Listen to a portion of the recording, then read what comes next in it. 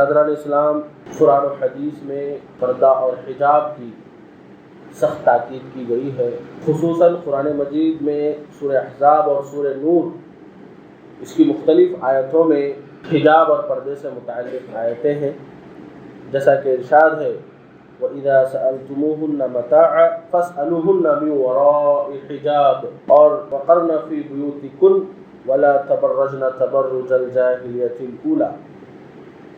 تو اس طرح مختلف آیتوں میں حجاب کی تاکید کی گئی ہے، اور آگے ارشاد ہے یا ایھا النبی قل لأزواجک وبناتک ونساء المؤمنین یدنین علیہن من جلابیبہن ذلک ادنی ان یعرفن فلا یؤذین وکان اللہ غفورا رحیما۔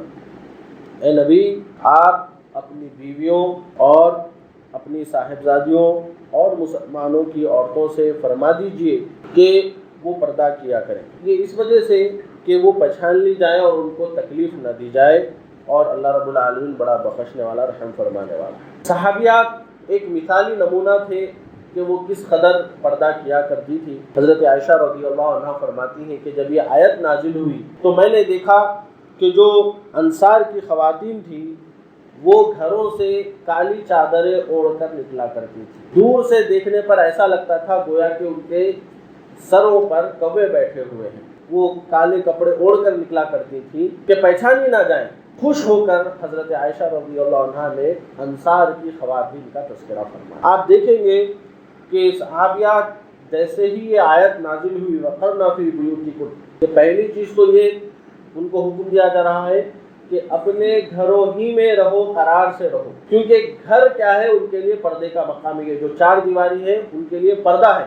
اگر نکلو باہر تو پھر باقاعدہ حجاب کے ساتھ نکلا کرو۔ حضرت سودا رضی اللہ عنہا سے پوچھا گیا کہ آپ حج و عمرہ کیوں نہیں کرتی دیگر امہات المومنین کی طرح؟ تو وہ جواب دیتی ہیں کہ میں نے اپنی زندگی میں حج اور عمرہ کر لیا ہے، اور اب میرا رب مجھ سے فرما رہا ہے وَقَرْنَ فِي بُيُوتِكُنَّ، کہ اب تم اپنے گھروں میں قرار سے رہو، اس لیے اللہ کی قسم میں اپنے گھر ہی میں رہوں گی، اپنے گھر سے باہر نہیں نکلوں گی۔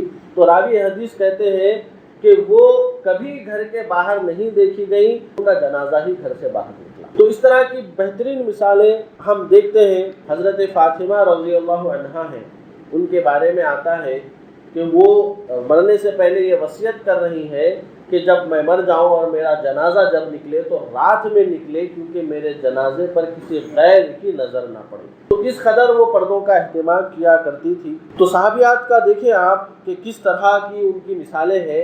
ابن عباس رضی اللہ عنہ نے کہا کیا میں تمہیں آج ایک جنتی خاتون کی طرف اشارہ نہ کروں؟ تو انہوں نے کہا کہ یہ دیکھو، یہ جو حبشی عورت ہے یہ جنتی خاتون کے اللہ کے رسول علیہ السلام نے بشارت دی۔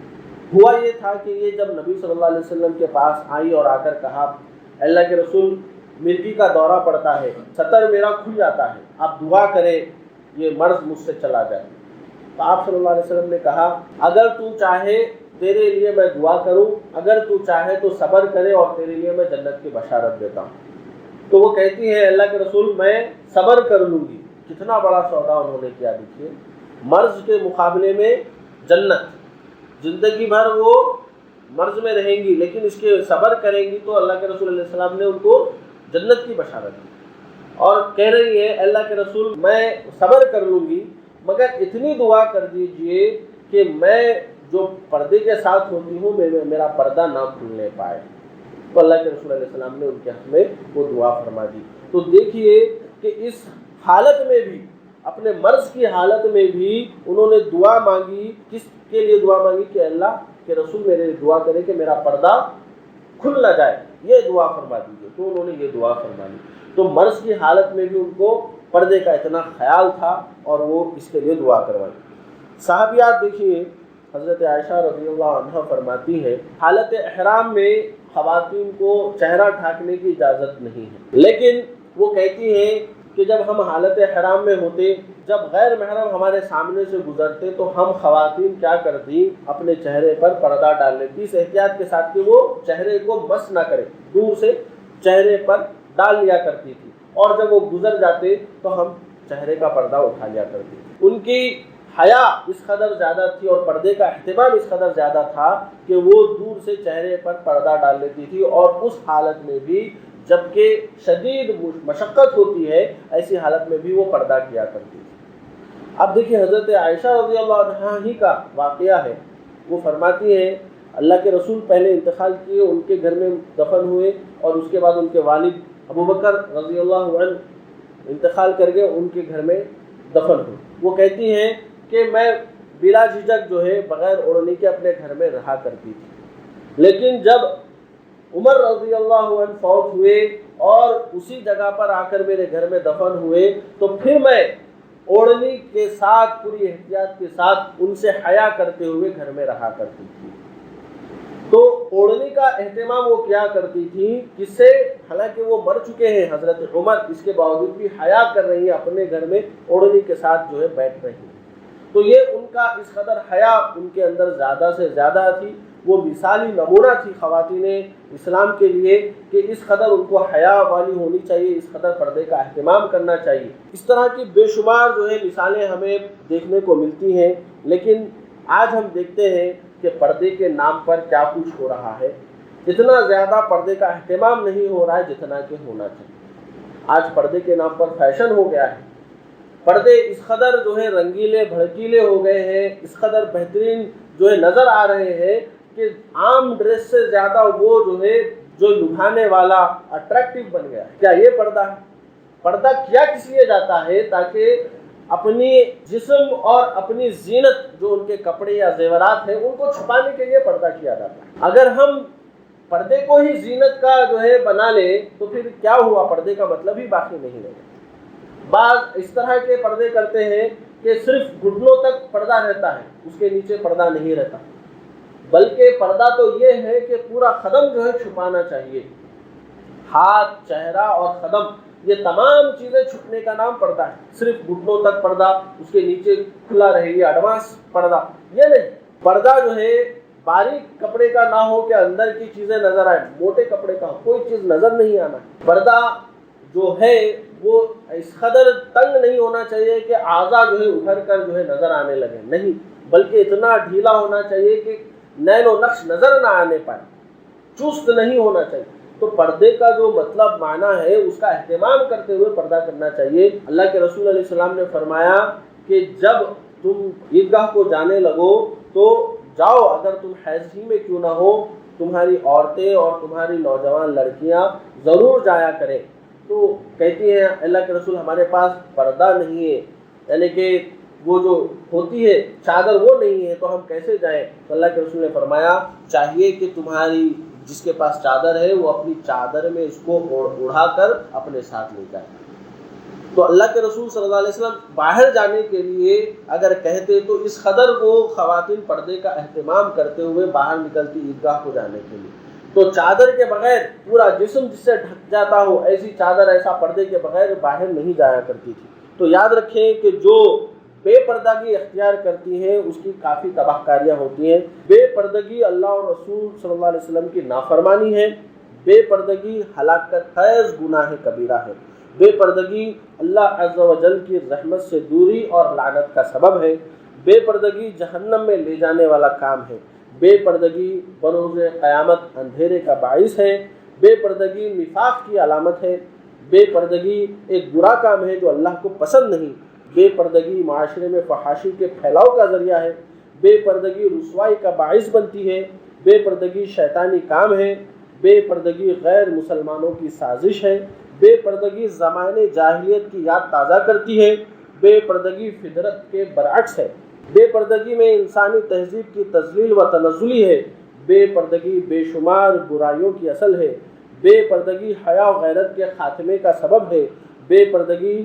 نوجوان نسل کی تباہی کا بہت بڑا ذریعہ ہے، بے پردگی بسا اوقات خاندانوں میں پھوٹ کا باعث بن جاتی ہے، بے پردگی آنکھوں کے زنا کو فروغ دینے میں کلیدی کردار ادا کرتی ہے۔ تو بے پردگی کے کئی نقصانات ہیں جس کا ہم شمار نہیں کر سکتے، اس لیے اپنی بچیوں کو اپنے گھر میں پردے کا معقول انتظام کریں، حجاب کا پابند بنائیں۔ یہ شعائر اسلام میں سے بھی ہے اور یہ عورتوں پر واجب کر دیا گیا ہے، تو اس کا اہتمام کرانا چاہیے۔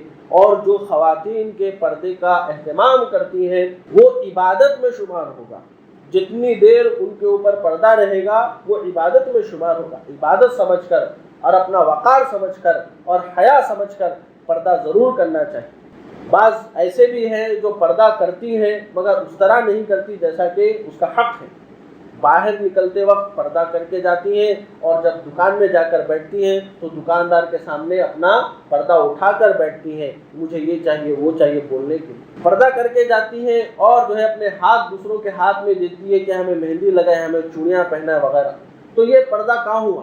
ادھورا پردہ کرتی ہیں اور آگے جا کر جہاں پر اس کو جانا ہے بے پردہ۔ اب گھر میں تو وہ پردہ کرتی ہی نہیں ہے، غیر محرم کیوں نہ آ جائیں، وہ گھر میں پردہ کرنے کا سوچتی ہی نہیں ہے کہ غیر محرم گھر میں آتے ہیں تو ان سے بھی پردہ کرنا ہے، وہ سمجھتے ہیں کہ باہر گئے تو ہی پردہ کرنا ہے، گھر میں بھی اگر غیر محرم ہو آ جائیں تو ان سے بھی پردہ کرنا ہے۔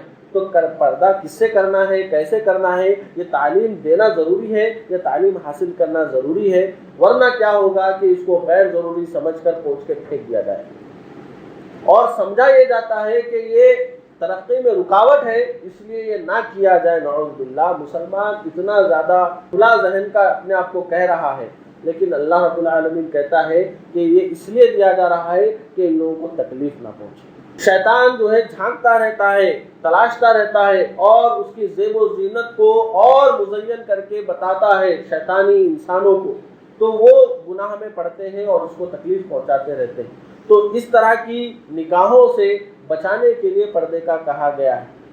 تو اس کے کئی فائدے ہیں، جس طرح قیمتی چیز جیسا کہ موتی ہے، موتی کو کس میں رکھا جاتا ہے؟ شیل میں رکھا جاتا ہے، تو یہ قیمتی چیز ہے اس لیے اس کو پردے کے اندر رکھا گیا ہے۔ جب مٹھائی جو ہے کور کے باہر ہوتی ہے تو چمکیاں وغیرہ اس کو لگ جاتی ہیں، تو یہ بہت ہی قیمتی چیز ہے، اس کو اگر ہم اس طرح بے پردہ کریں گے تو یہ جو للچائی ہوئی نظروں سے وہ لہو لہان ہو جائے گی۔